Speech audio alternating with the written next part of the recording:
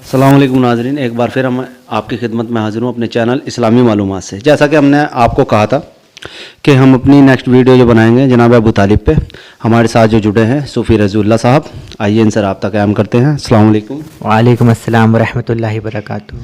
तो सूफ़ी जी, जैसे हम यूट्यूब पे काफ़ी वीडियोज़ भी मैं देखता हूँ, जनाब अबू तालिब के बारे में ये कहा जाता है कि वो इस्लाम नहीं लाए थे। तो जनाब अबू तालिब के इस्लाम पे एहसान भी हैं, और मैं आपसे जानना चाहता हूँ इसके बारे में आपका मौक़िफ़ क्या है? नहमदुहु व नुसल्ली अला रसूलिल करीम, अम्मा बाद, फ़ाऊज़ु बिल्लाहि मिनश शैतानिर रजीम, बिस्मिल्लाहिर रहमानिर रहीम। अस्सलातु वस्सलामु अला सय्यिदिल अंबियाइल वल मुरसलीन व अला आलिहि व अस्हाबी अजमईन। अबू तालिब एक ऐसी शख्सियत का नाम है जिसका इस्लाम पर सबसे ज़्यादा एहसान है कि अगर इस्लाम की इब्तदा अबू तालिब के घर से है तो इस्लाम की बका भी अबू तालिब के घर से है। नूर हक जिस घर में पला वो घर अबू तालिब का है। नूर हक जिस घर में पला वो घर अबू तालिब का है। एक पैगंबर एक इमाम अबू तालिब का है। एक पैगंबर एक इमाम अबू तालिब का है। जंगे बद्र से जंगे करबला तक देख लो, खून जितनों का बहा अबू तालिब का है। इस्लाम पर सबसे ज़्यादा एहसान जिसने किया वो हज़रत अबू तालिब हैं। इस्लाम को फैलाने में सबसे ज़्यादा मदद जिसने की वो हज़रत अबू तालिब हैं। नबूवत को गोद में खिलाने वाले हज़रत अबू तालिब हैं। जब अल्लाह तबारक व तआला ने पैगाम दिया नबी को कि आप दावत आम कर दें इस्लाम की, इस्लाम फैलाने में लोगों की मदद लें और लोगों से कहें कि मैं नबी हूँ, आखिरी नबी हूँ और अल्लाह के सिवा कोई माबूद नहीं, तो कोई सफ़ा पर अल्लाह तबारक व तआला के कहने पर अल्लाह के नबी ने लोगों को बुला लिया। कोई सफ़ा पर मौला अली मुश्किल कुशा करमल्ला वजुल करीम, रिवायतों में आता है कि 9 या 10 साल की उम्र थी आपकी, इतनी थी। तो आपने वहाँ पर बयान करना शुरू किया। उसमें अबू जहल, अबू लहब, उत्बा, शैबा और भी बहुत से लोग थे। इसको इमाम तबरी ने लिखा और बहुत सी कुतुब में, अल्लामा इमाम इब्न असीर ने इसको लिखा, अल कामिल में लिखा और बहुत सी कुतुब में, तारीख गवाह है, हदीस में भी है अब जो मैं बताने जा रहा हूँ। तो कहना कि अभी मैंने कहा ना इस्लाम की इब्तदा भी अबू तालिब के घर से, क्योंकि जब वो आयत नाजिल हुई थी ना कुरान करीम की, वह अंजिर अशीरतकल अक़रबीन, सूरत शुआरा की आयत 214, उसमें अल्लाह तबारक व तआला ने फरमाया अपने घर से शुरुआत करी। नबी को कहा अपने घर से शुरुआत करो। तो घर से शुरुआत हो रही है इस्लाम की, और बका भी अगर हो रहा है इस्लाम तो अबू तालिब के घर से। क़ुल ला अस्अलुकुम अलैहि अजरन इल्लल मवद्दता फिल क़ुरबा, यानी जब इस्लाम की इब्तदा हुई थी तो अबू तालिब के घर से, और इस्लाम की बका हुई तो अबू तालिब के घर से। लोगों को बुला लिया और हुजूर ने पैगाम दिया अपना। तो उसमें अबू जहल भी था, उसने कहा आपने हमें ये इसलिए बुलाया था। वो बहुत बड़ा वाक़या था, मैं शॉर्टकट बता रहा हूँ। तो सबके सब तितर बितर हो गए। कुछ लोग थे जो इस्लाम ले आए। तो हुजूर ने मौला अली पाक से फरमाया, अली तुम लोगों को बुलाना अपने घर पे। आज जो हमने लोगों को बुलाया था कोहे सफ़ा पर, हम दोबारा इनको बुलाएंगे, इनको दीन की दावत देंगे। अब मौला अली 9 या 10 साल की उम्र है मौला अली की। 10 साल की उम्र के बच्चे से घर चलता है? किससे चलता है घर? बड़े से चलता है। बड़े से चलता है। घर किसका है? ये दारे अबू तालिब है, ये हज़रत अबू तालिब का घर है। हज़रत अबू तालिब ने अपने घर में लोगों को बुलवाया, रान पकवाई, तारीख गवाए। अल कामिल इमाम इब्न असीर ने लिखा इस बात को, तारीख तबरी में भी आता है। और बुलाया, उनको दीन की दावत दी। 3 दिन तक नबी बयान करते रहे, दावत आम करते रहे। जब 3 दिन हो गए तो अबू तालिब खड़े हो गए, ऐ मेरे प्यारे भतीजे, 3 दिन आपकी बातें सुनकर अब हमें आपके उस अमल से भी मोहब्बत हो गई है, हमने आपकी बात को खूब तस्लीम कर लिया है। तो अबू तालिब के बारे में ये जो बातें आती हैं रिवायतों में, मैं रिवायतों का इनकार नहीं कर रहा, रिवायतों में बहुत कुछ है, मगर उलेमा ने उस पर कलाम भी किया है। बाज़ों ने सुकूत इख्तियार किया है और बाज़ों ने मुसलमान भी माना है, आपको मोमिन माना है। लेकिन अहले सुन्नत का जो मौक़िफ़ है वो ये है कि अबू तालिब के बारे में कोई कलाम ना किया जाए। तो अबू तालिब ने तीसरे दिन ही ये बात बयान कर दी थी। अच्छा, ये तो थी ये वाली बात। इमाम बुखारी ने, इमाम बहकी ने और इमाम कुस्तुलानी ने इसको अपनी किताब में लिखा कि कहत आ गया अबू तालिब के ज़माने में। तो लोग काबे की तरफ खड़े हो गए। नबी पाक उस वक्त छोटी सी उम्र में थे, जी, छोटी सी उम्र में थे, ऐसे थे 5-6 साल की उम्र के। और रिवायत में आता है कि इतने छोटे थे कि अबू तालिब गोद में लेके आपको चल देते थे। तो लोग काबे की तरफ खड़े हो गए, कोई लात को पुकारता, कोई मनात को पुकारता। तो उनमें से एक समझदार शख्स है, उन्होंने कहा कि भाई तुम क्या कर रहे हो, चलो अबू तालिब के घर चलते हैं, क्योंकि अबू तालिब काबे के मुतवल्ली थे। تو ابو طالب کے گھر پہنچے. ابو طالب نے کہا رکو ابھی ہوا رکنے دو, تھوڑا شام ہونے دو, پھر اس کے بعد دیکھتے ہیں. تو جب ہوا رک گئی ابو طالب نے رسول خدا کو گود میں اٹھایا اور لے کے چلے گئے, اور آپ کی جو پشت مبارک تھی رسول اللہ کی کعبے پر لگا دی, اور نہ لات کو پکارا نہ منات کو پکارا. فرمایا اے رب اس بچے کے وسیلے سے بارش دے, اے رب اس بچے کے وسیلے سے بارش عطا کر. کہتے ہیں یہ آپ کے کلمات آسمان میں گونج ہی رہے تھے, اتنی تیز موسلادھار بارش ہوئی, اتنی تیز موسلادھار بارش ہوئی کہ ہوتی ہی رہی. لوگوں کو ڈر ہوا کہ گھر نہ ڈھہ جائیں. تو ابو طالب نے اس وقت شعر بھی کہے, کیونکہ ابو طالب شاعر بھی تھے. کہتے ہیں اے گورے حسین چہرے والے, آپ کا چہرہ کتنا بابرکت ہے کہ آپ کے چہرے کے وسیلے سے اللہ بارش دیتا ہے. آپ یتیموں کے فریاد رس ہیں. ابو طالب رسول اللہ کا وسیلہ دے رہے ہیں. کہیں ابو طالب پر اسی وجہ سے تو اعتراض نہیں کیا جا رہا کہ انہوں نے وسیلہ دینا سکھایا تھا ابو طالب کا. سب سے پہلے جس نے شان بیان کری ابو طالب کی, نعت پڑھی اور وسیلہ دیا, وہ جناب ابو طالب کی ذات ہے. اور یہی نہیں, ایک بار دوبارہ بھی کہتا آیا تھا, کہتے ابو طالب انتقال کر چکے تھے. اور وہ امام بخاری نے بھی لکھا, طبقات ابن سعد میں بھی ہے, طبقات الکبریٰ, بہت سی کتب میں آتا ہے کہ جب وہ قحط آ گیا تو رسول خدا ممبر پہ تھے, تو ایک صحابی کھڑے ہو گئے, انہوں نے کہا یا رسول اللہ دعا کر دیجئے کہ بارش ہو جائے. آقا نے دعا کری تو بارش ہو گئی, کہ جانور مر رہے ہیں, سوکھا ہو رہا ہے, تو دعا کر دی. اب وہ بارش بہت لمبی ہوئی, تو پھر وہ کھڑے ہو گئے صحابی, تو ان صحابی نے کہا یا رسول اللہ دعا کر دیجئے کہ بارش رک جائے. تو حضور نے دعا کی, وہ رک گئی. تو حضور مسکرا رہے تھے. صحابہ کہتے ہیں کہ رسول اللہ کہہ رہے تھے اللہ ابو طالب کا بھلا کرے, اگر وہ آج زندہ ہوتے تو میرا یہ معجزہ دیکھ کر ان کی آنکھیں ٹھنڈی ہوتی. میں آپ سے سوال کرتا ہوں, آنکھیں ٹھنڈی کس کی ہوتی ہے نبی کا معجزہ دیکھ کر؟ جو ان سے محبت کرتا ہے, جو ان سے مومن کی آنکھیں ٹھنڈی ہوتی ہیں. ایک کافر کی آنکھیں نبی کا معجزہ دیکھ کر ٹھنڈی نہیں ہوتی. رسول اللہ کہہ رہے ہیں کاش میرے ابو طالب زندہ ہوتے تو میرا یہ معجزہ دیکھ کر ان کی آنکھیں ٹھنڈی ہوتی. تو پھر رسول اللہ نے اسی وقت والی بات کہی کہ کوئی ہے ایسا شخص یہاں پر موجود جو مجھے میرے ابو طالب کی وہ شاعری سنائے جو انہوں نے میری شان میں کہی تھی.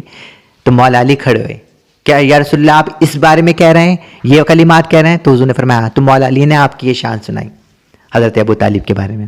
تو جیسا کہ ہم نے یہ بھی سنا ہے, یہ تو خیر ایک جو ہے مسلک کا نظریہ ہو سکتا ہے کہ انہیں جو ہے غیر ایمان والا وانے سب پہ تو نہ تھوپا جا سکتا نہ کسی کی زبردستی ہے, سیدھی سی بات ہے.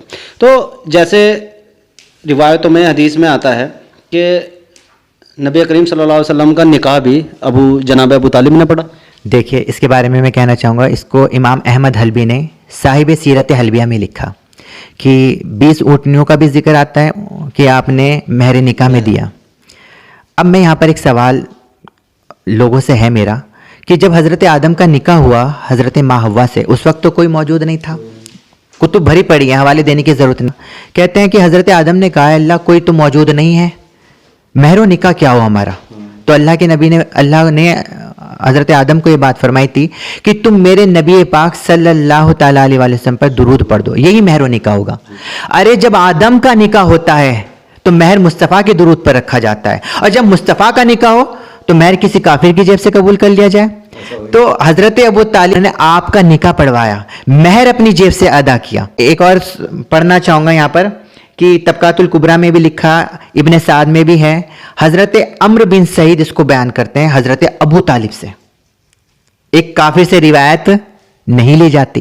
حضرت عمرو بن سعید کہتے ہیں میں نے ابو طالب سے کہتے ہوئے سنا, ابو طالب مجھے فرما رہے تھے, کہتے ہیں میں وادی ذی المجاز میں تھا, کہیں جگہ پر تھے آپ, رسول اللہ کے ساتھ تھا, محمد کے ساتھ تھا, اپنے بھتیجے کے ساتھ تھا. کہتے ہیں مجھے پیاس لگی, میں نے اپنے بھتیجے سے کہا اے میرے بھتیجے مجھے پیاس لگی ہے, مجھے پانی چاہیے.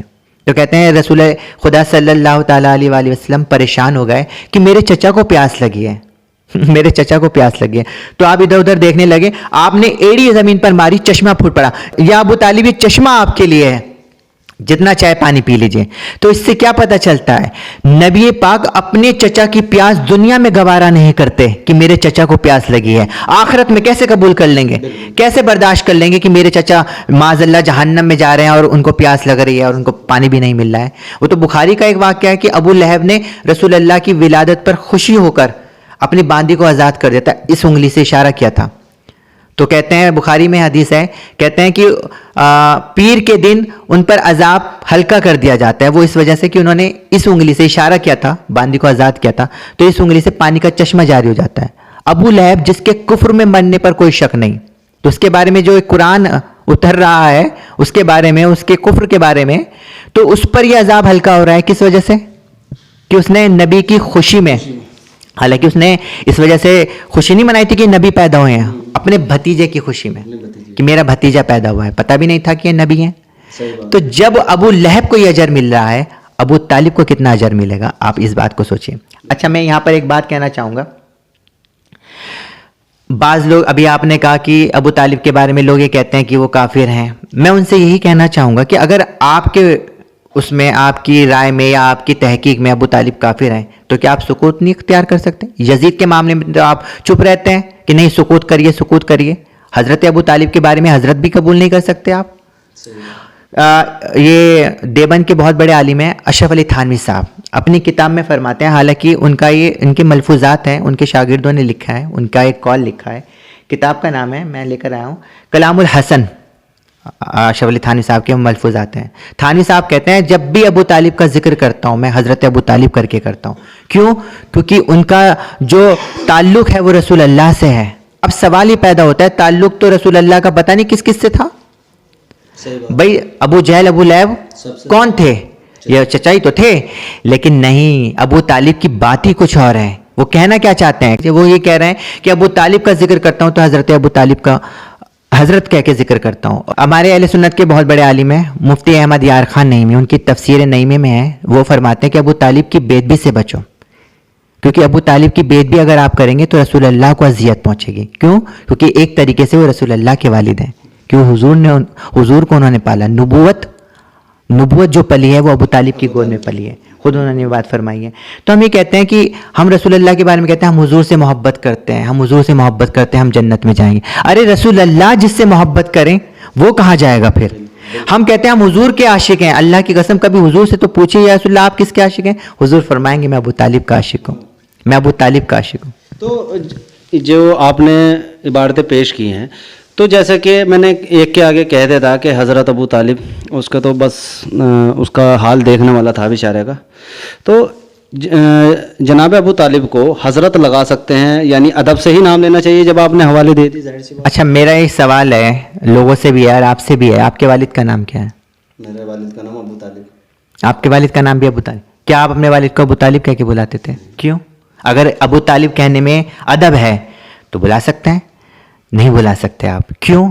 کیونکہ صرف نام لینا یہ ادب نہیں ہے، یہ تو بے ادبی ہے. کوئی اپنے والد کو اپنے نام سے نہیں بلاتا، ان کے نام سے نہیں بلاتا. تو ادب کس میں آئے گا؟ حضرت ابو طالب کہنے میں آئے گا. بڑے بڑے لوگوں نے لکھا، علماء نے لکھا ہے کہ جب بھی ابو طالب کا ذکر کریں تو خیر سے کریں، ان کا ذکر کریں تو خیر سے کریں، کیونکہ نسبت ابو طالب کی رسول اللہ سے ہے. وہ رسول اللہ سے محبت کرتے ہیں، رسول اللہ ان سے محبت کرتے ہیں. اب وہ ایمان لائے تھے یا نہیں لائے تھے، آپ کو تو پوچھا نہیں جائے گا کہ ابو طالب کے بارے میں کیا ایمان تھا، کہ تم وہ ایمان رکھتے تھے یا نہیں رکھتے تھے، کیا تمہارا ایمان ہے، سمجھ رہے ہیں ہمیں کیا کہنا.